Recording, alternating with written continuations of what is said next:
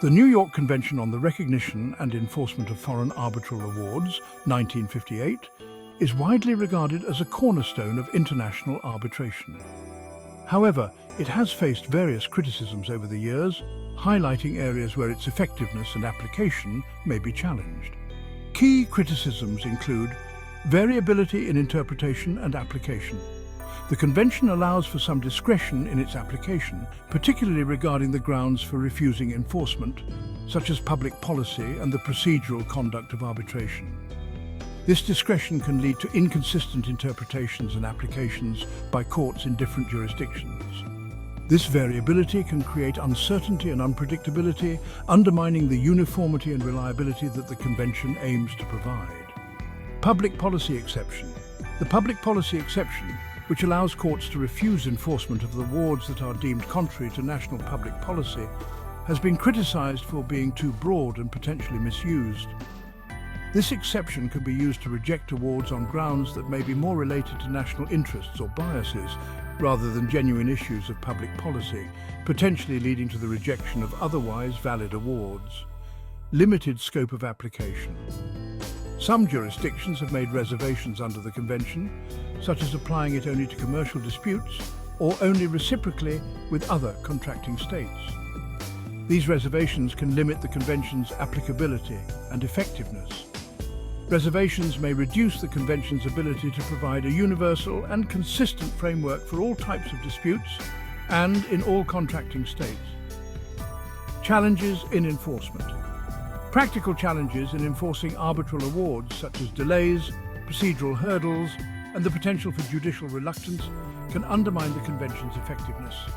These issues can lead to protracted enforcement proceedings, increasing costs and uncertainty for parties seeking to enforce awards. Limited address of emerging issues. The Convention, adopted in 1958, does not explicitly address some modern issues such as the rise of digital and cryptocurrency disputes or complex multi-party arbitrations. The lack of specific provisions for contemporary issues can limit the Convention's applicability and effectiveness in dealing with new types of international disputes. Implementation challenges. In some countries, the domestic implementation of the Convention's principles can be inconsistent or incomplete, leading to difficulties in enforcing foreign awards.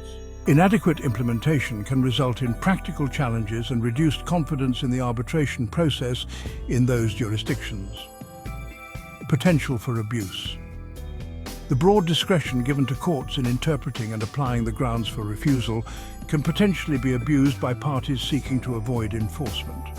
This abuse can undermine the efficacy of the Convention and the finality of arbitration awards, leading to a lack of trust in the arbitration process.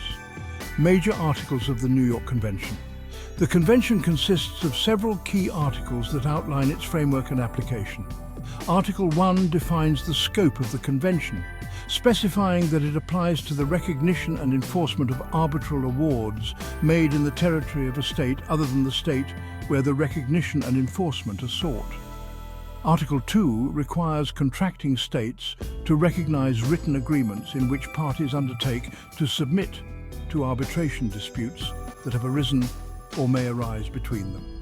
Article 3 obliges each contracting state to recognize arbitral awards as binding and enforce them in accordance with the rules of procedure of the territory where the award is relied upon. Article 4 outlines the documents that a party applying for recognition and enforcement of an arbitral award must supply, including the duly authenticated original award or a duly certified copy thereof. Article 5 provides the grounds on which recognition and enforcement of an arbitral award may be refused, such as incapacity of the parties, invalidity of the arbitration agreement, and the award being contrary to public policy. Conclusion. Despite its successes, the New York Convention is not without its criticisms. Issues related to variability in interpretation, the broad scope of the public policy exception, and challenges in enforcement highlight areas where the Convention's application may fall short.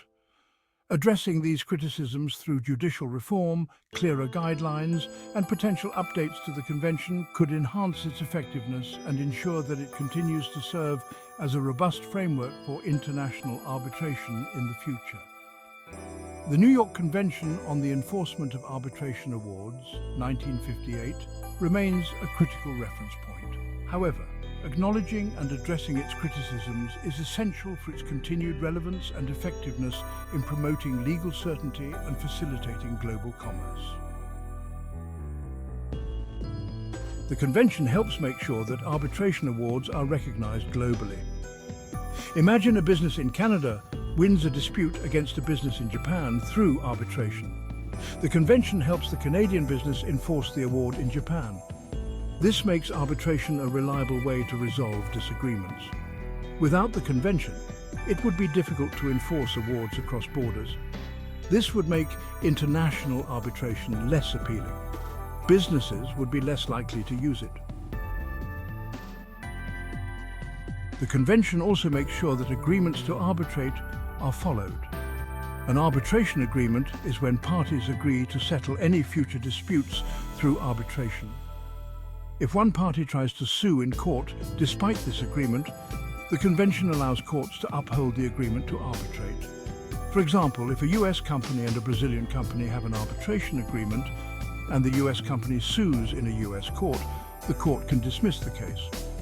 The Convention compels the parties to resolve the dispute through arbitration as agreed. Section 4. Reasons to refuse. The Convention does allow for some exceptions where an award may not be enforced. This is to ensure fairness and prevent abuse. One ground for refusal is if the arbitration agreement was invalid under the law chosen by the parties. Another ground is if the losing party was not given proper notice of the arbitration proceedings. This ensures that all parties have a fair opportunity to present their case. Section 5. Benefits for global business. The New York Convention has greatly benefited international trade. It provides a reliable framework for resolving cross-border disputes.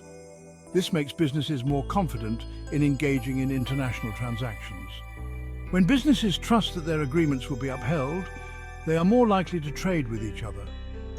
This fosters economic growth and cooperation between countries. Section 6. Lasting impact. The New York Convention has had a significant impact on international arbitration. It has made arbitration a preferred method for resolving international commercial disputes. Over 170 countries have signed the Convention. This demonstrates its widespread acceptance and importance.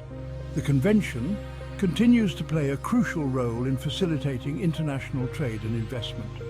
It provides a stable and predictable legal framework for resolving disputes, giving businesses the confidence to engage in cross-border transactions.